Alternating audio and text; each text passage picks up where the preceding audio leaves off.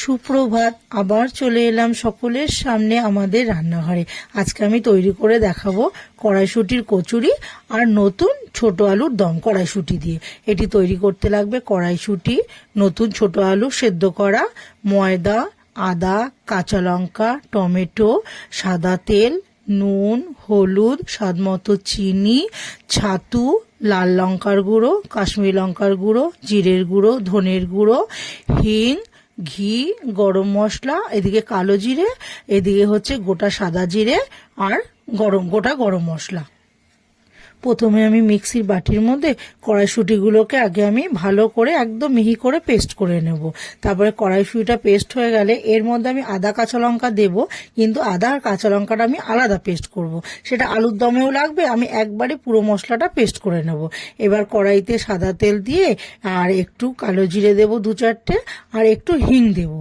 এবার হিংটাকে দিয়ে এবার আদা কাঁচা লঙ্কাটা আমি একসাথে পেস্ট করিনি, কারণ আদা কাঁচা লঙ্কাটা তাহলে কি কাঁচা গন্ধটা থাকে, ওই জন্য ওটা আমি আগে একটু তেলের মধ্যে একটু নাড়িয়ে চাড়িয়ে নিয়ে একটু যখন কাঁচা ভাবটা চলে যাবে তখন আমি ওর মধ্যে এবার কড়াইশুঁটি বাটাটা আমি দিয়ে দেব। এবার কড়াইশুঁটি বাটাটাকে দিয়ে এবার নাড়াচাড়া করে এবার ওর মধ্যে আমি পরিমাণ মতো নুন দেব আর একটু স্বাদ মতো চিনি দেব, দিয়ে এবার ভালো করে এটা নাড়াবো। যখন দেখবো একদম ভালো করে নাড়াতে শুকনো হয়ে আসবে তখন ওটাকে আমি বাইন্ড করার জন্য ছাতু দিয়ে দেবো। এবার ছাতুটাকে দিয়েও একদম ভালো করে মিশিয়ে নিয়ে যখন একদম আট হয়ে যাবে তখন ওটা আমি নামিয়ে রাখবো। এবার কড়াইশুঁটির পুরটা ঠান্ডা হতে হতে আমি আলুর দমটা করে নেব। এবার কড়াইতে তেল দিয়ে তেলটা গরম হলে এবার গোটা সাদা জিরে আর গোটা গরম মশলা ফোড়ন দেবো, আর আমি একটু রঙের জন্য চিনিটাকে আগে দিয়ে দেবো।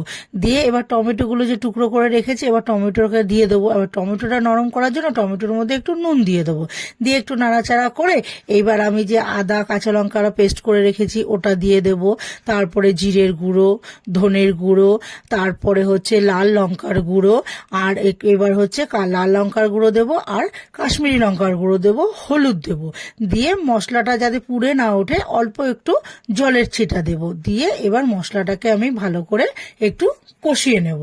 এবার যখন দেখলাম যে মশলাটা তেল ছেড়ে এসছে এবার সেদ্ধ করা আলুটাও দিয়ে দেবো, আর কিছু কড়াইশুঁটি তো আমি আলুর সাথে সেদ্ধ করে নিয়েছি ওটাও দিয়ে দেবো। দিয়ে একবারে ভালো করে একটু কষিয়ে নিয়ে এইবার আমি কাঁটা চামচ দিয়ে ভালো করে আলুগুলোকে একটু ফুটো ফুটো করে দেবো যাতে ভেতরে নুন টুনগুলো সব ঢোকে। দিয়ে এইবার আমি ভালো করে নাড়াচাড়া করে নিয়ে এবার আমি জল দিয়ে দিলাম। এবার জল দিয়ে এবার আমি একটু চাপা ঢাকা দিয়ে দেব। এবার এদিকে আলুর দমটা হতে হতে আর এদিকে আমি ময়দাটাকে এবার পুরো রেডি করব কচুরির পুরটা। প্রথমে ময়দাটাকে আমি আগেই ময়ম দিয়ে মেখেছি, নুন, চিনি আর ঘি গরম করে দিয়েছি, আর সাদা তেলও গরম করে দিয়েছি, আর উষ্ণ জল দিয়ে আমি ময়দাটাকে মেখেছি।